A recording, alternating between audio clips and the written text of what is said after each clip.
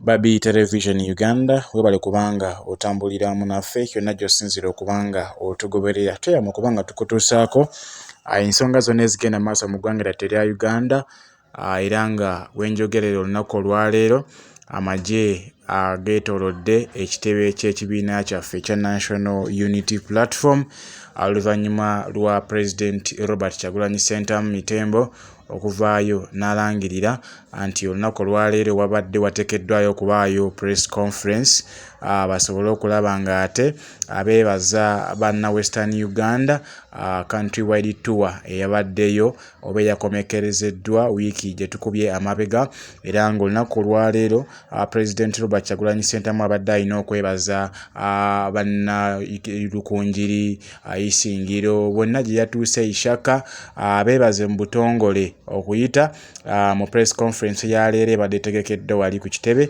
naye poliisi ebiguddemu okukakkana nga n'abakulembeze abakwatiddwa ntegeddeko nti Zake Francis Butebi ne Dr. Lina Zedriga yadde nga amaze n'ateerebwa oba n'ateebwa naye nga ye Zake Francis Butebi akyakwamidde mu mmotoka ye ajjukira nti eno emmotoka ebadde ezze okubanga eyingira mu office ku geeti kwe balikwatidde olw'ensonga nti amagye gaasuzeewo ku kitebe ekya National Unity Platform gaasuzeewo amagye nga mayitirivu nnyo era essaawa zino oyinza okugamba Nuupu Barracks era okusinziira ku ebyo Bobi Wine wa president w'ekibiina alina by'ayogedde ku nsonga eyo era n'agamba bannayuganda nti olunaku olw'enkya ng'ennaku z'omwezi 23 March to Parliament era baleme kutiisibwatiisibwa bakole ekyo kye basobola basobole okulaba nga ate abeenunula. Ayogedde ne ku nsonga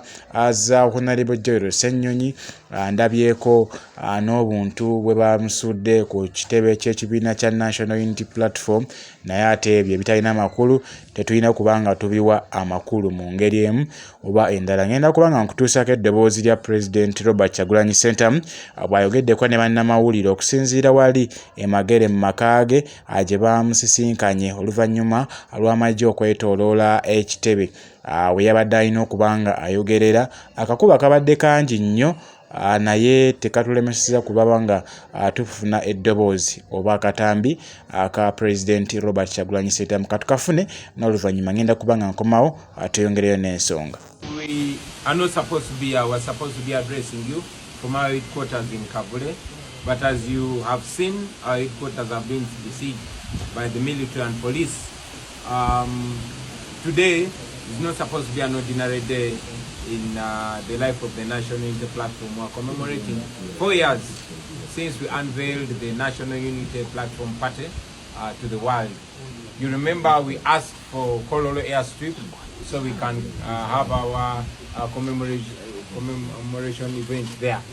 But the regime blocked us from Kololo, claiming that there are going to be renovations. But you all have seen that activities have been going on at Kololo. There are even others that are planned to happen in that particular period where we asked to be hosted.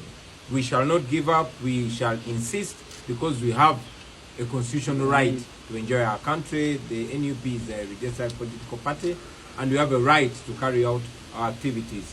We shall insist. We shall have to have a huge event to celebrate 4 years of the National Unity Platform.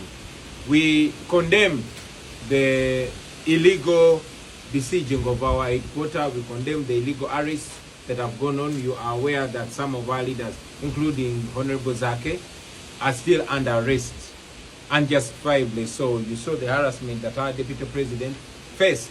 Even her clothes were torn, but that's the regime that we are dealing with.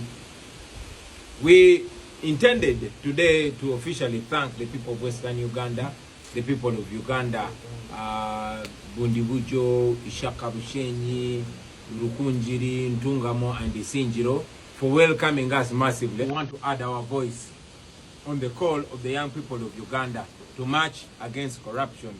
The regime in Uganda is trying so much to attach every protest to the National Unity Platform.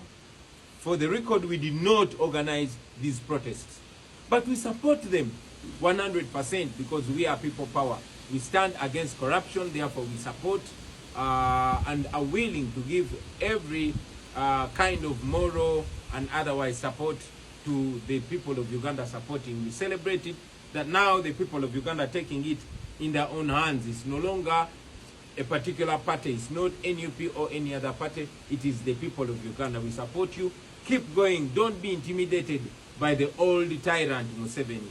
We saw how he came out to try and intimidate you, telling you you're playing with fire, as if he doesn't know that your pockets are on fire, your houses are on fire, everything is on fire. So it is actually Museveni that is playing with fire. You saw the hypocrisy of our police trying to bluntly abuse the law.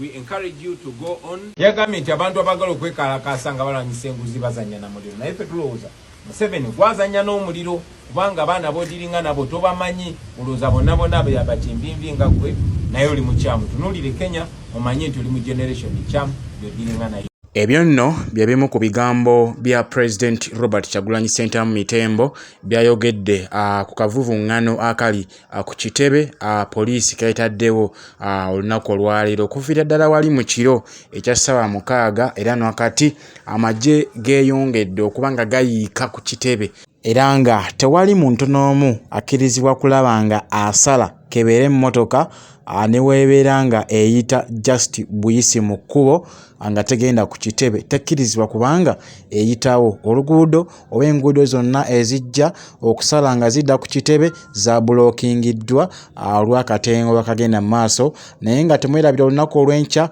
march to parliament tugenda kubanga tukwasaganyizaako parliamenti yaffe okulaba nga ate erwanira oba erwanirira n'okulwanyisa enguzi era esobole okubanga etaasa omusimbi gw'omuwi w'omusolo okugenda n'omu maaso n'okubanga ate gwonoonerwa obanga gukozesebwa abo bannakigwanyizi abaagala okubanga bekkusa ne famire zaabwe Munnayuganda asigale ng'abonaabona. Ebyabasuubuzi nabyo nno biteekeddwamu omuliro yadde nga patrols zatandise okubanga ziyirirwa mu kibuga Kampala. Abasuubuzi nabo bakunga abasuubuzi bannaabwe eri essaawa yonna teweewuunya okulaba nga ate ekibuga kiggaddwa.